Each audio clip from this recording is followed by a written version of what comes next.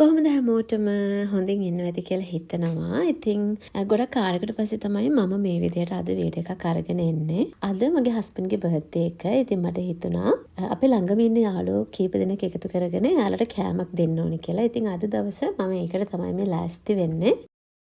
ඉතින් මුලින්ම මම සැලඩ් එක හදන්න තමයි හදන්නේ. ඉතින් සැලඩ් එකට අවශ්‍ය කරන වෙජිටබල්ස් ඔක්කොම මේ විදිහට මම කපලා වෙනම කන්ටේනර් එකකට දාලා තියෙනවා. Bell pepper, carrot, cucumber, salad leaves වගේ දේවල්, ටොමැටෝ මම ඔක්කොම එකට කපලා වෙනම කන්ටේනර් එකකට දාලා තියෙනවා. ඊට පස්සේ ඒකට අවශ්‍ය කරන විදිහට ලුණු එහෙම එකතු කරලා කන්න ගන්න වෙලාවට තමයි මම ඒක මික්ස් කරන්නේ දෙහි ටිකක් එහෙම දාලා.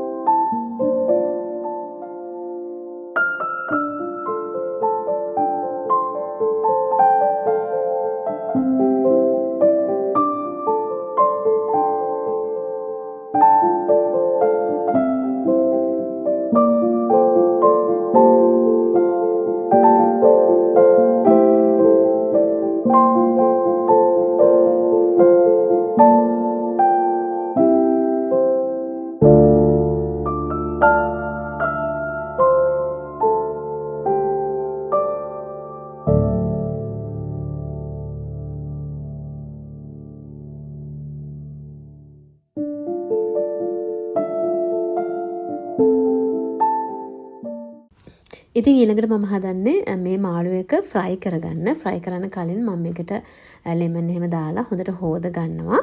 හොදගත්තට පස්සේ මම මේකට පහේ වර්ග ටික එකතු කරගන්නවා. ලුණු කුඩු, මිරිස් කුඩු, කහ කුඩු, ගම්මිරිස් කුඩු, ගොරකා, කුරුඳු ඔය වගේ අවශ්‍ය මහදුරුත් එකතු කරගෙන අවශ්‍ය පහේ වර්ග ටික ඔක්කොම මේකට දාලා වතුරක් දාලා මේක ටික වෙලාවක් හොඳට තැම්බෙන්න තියෙනවා. මේක සීසනින් වෙන්න තියෙනවා ගොඩක් අය. සීසනින් වෙන්න තියලා තමයි ෆ්‍රයි කරලා ගන්නෙ. මම එහෙම කරන්නේ නැහැ. මම මේක වතුර දාලා තම්බ ගන්නවා. එතකොට ගොඩක් වෙලා ෆ්‍රයි කරන්න ඕනේ නැහැ. සාමාන්‍යයෙන් පොඩි වෙලාවක් පොඩ්ඩක් තෙල් දාලා ෆ්‍රයි කරගත්තාම හොඳටම ඇති වලත් කරලා බලන්න ඒ ක්‍රමේ. ගොඩාක් වෙලා ෆ්‍රයි වෙන්නේ නැහැ. එතකොට තම්බලා ගත්තට පස්සේ හොඳට පහේ ටික මාළු ටිකට හොඳට අල්ල ගන්නවා. ඊට පස්සේ තෙල් චුට්ටක් දාලා ෆ්‍රයි කරලා ගත්තාම හරිම රසට තියෙනවා. තෙල් එකට ඔයාලා දාන්න ඕනේ ඉඟුරු සුදුරුණු කරපිංචා හොඳට කොටලා පේස්ට් එකක් වගේ හදලා මුලින්ම තෙල් එකට දාලා ඒක ෆ්‍රයි වෙන්න අරින්න පොඩි වෙලාවක් රන්වන් පාටට වගේ වෙනකොට ඊට පස්සේ තමයි මාළු ටික අසුරන්න ඕනි පෑන් එකේ. එහෙම කරලා බලන්න අමුතුම රසයක් එනවා. මොකද මම තම්බ ගනිද්දි ඉඟුරු සුදුරුණු කරපිංචා එකතු කරේ නැහැ. මම පස්සේ තමයි ඉඟුරු සුදුරුණු කරපිංචායි පේස්ට් එකක් වගේ හදලා ඒක ඔයිල් එකේ ෆ්‍රයි වෙන්න අරිනවා රන්වන් පාට වෙන්න. ඊට පස්සේ තමයි මාළු ටික ෆ්‍රයි කරලා ගන්නෙ. එතකොට අමුතුම රසයක් එනවා. ඉතින් ඊළඟට මම හදන්නේ කඩල තෙල් දාගන්න. ඉතින් කඩල වලට මම ෆ්‍රෙෂ් කඩල එක නෙමෙයි ගන්නෙ. ටින් එකේ තියෙන කඩල එක තමයි තෙල් දාන්න ගන්නෙ. ඉතින් ඊට කලින් මම ඒකට අවශ්‍ය කරන කරපිංචා, සුදු ලුණු වගේ දේවල් මේ වගේ කපලා වෙන් කරලා තියා ගන්නවා.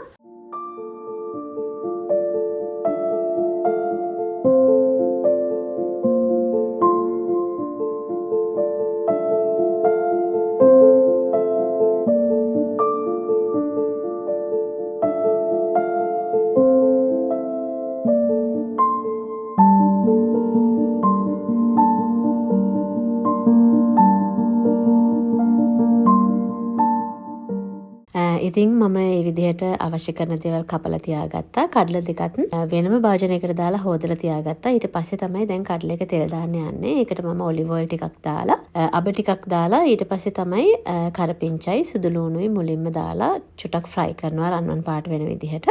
ඉතින් එහෙම බෙදුනට පස්සේ මම එකතු කරගන්නවා කපාගත්තු ලුණු ටික. එතකොට කෑලි මිරිස් ටිකක් විශේෂයෙන්ම උඹලකට එකතු කරගන්න ඕනේ. එතකොට හරිම රසක් එනවා. ඒ වගේම අවශ්‍ය කරන විදිහට ලුණු කුඩු ටිකකුත් දාලා ඊට පස්සේ කඩල ටික දාලා ටිකක් වෙලා මේක හොඳට ෆ්‍රයි වෙන්න අරිනවා. මොකද පහේ දාපු ටික කඩල එකට ඒ රස අල්ල ගන්න ඕනි හන්ද ටික වෙලාවක් බැදෙන්න අරින්න ඕනි.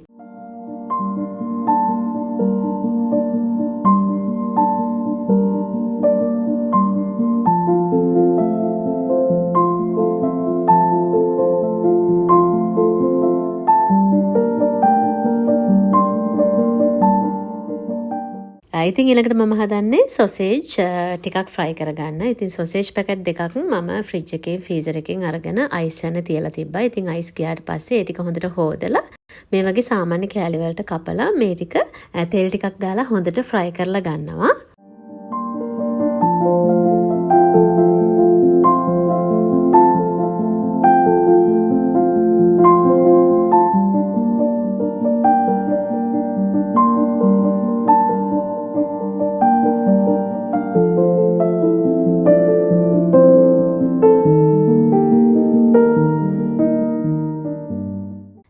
පස්සේ මම මේ විදිහට සොසේජ් ටික වෙනම භාජනයකට දාලා පොඩ්ඩක් ටිෂු වල දාලා තියෙනවා මේකේ තෙල් ටික උරා ගන්න. තෙල් ටික ගියාට පස්සේ මට ඒක නම් වීඩියෝ එකට ගන්න බැරි වුණා. මම කරන්නේ ඔලිව් තෙල් චුට්ටක් අර ෆ්‍රයි පෑන් එකටම දානවා.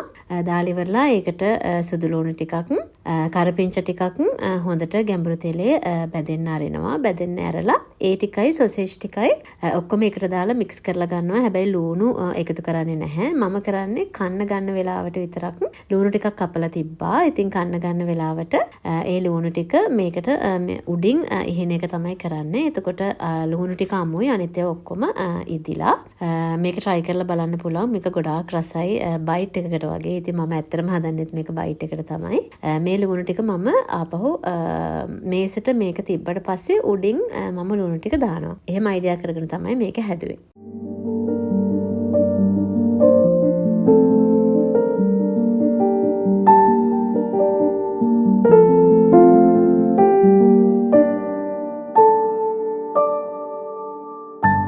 ඉතින් මේක තමයි අද මගේ අතින් හැදුන කෑම ටික. බයිට් එකට අවශ්‍ය කරන දේවල් හැදුනා. ඒත් එක්කම සැලඩ් එක හැදුනා. ඒ වගේම ෆෘට්ස් ඇපල් දොඩම් කොමඩු වගේ දේවල් හදලා ටේබල් එකට තිබ්බා.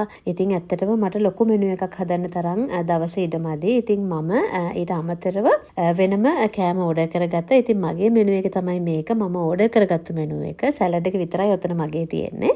කට්ලට් එක අල තෙල් දාලා බටු මෝජු චිකන් ඩෙවල් එකත් එක්ක පරිප්පු බත් එක මම ගෙදර හදාගත්තා. ඉතින් ඕක තමයි අද මගේ මෙනු එක. ඉතින් අපි අද ලස්සන දවසක් මේ විදිහට ගත කරනවා යාළුවොත් එක්ක hina වෙලා. ඉතින් අපිට වැඩ කරලා සතියකට දවසක් දෙකක් වගේ නිවාඩු තියෙන්නේ. ඉතින් ඒ දවසත් අපි අපේ අය එක්ක ගත කරනවා. ඉතින් මේගොල්ලෝ තමයි මටයි මගේ මහත්තයාටයි අපේ ළඟම ඉන්න අය හැම දෙයකටම ඉන්න අය. ඉතින් ඒගොල්ලන් එකතු කරගෙන තමයි අද දවස අපි ගත කරේ. මගේ මහත්තයාගේ ලස්සන දවස.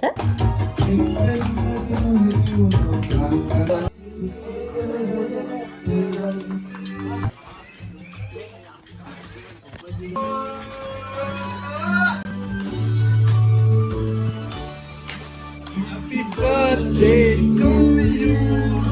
Happy birthday. Happy birthday to you. Happy birthday to you. What the Happy birthday. Happy birthday to you. Ay. Happy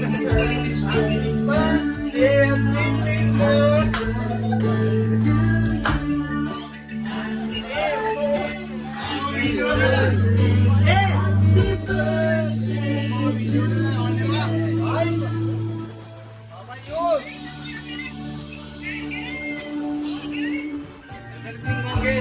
everything under control.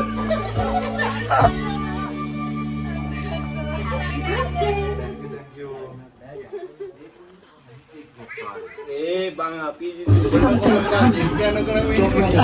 You saw it first. Don't blink. 11/11.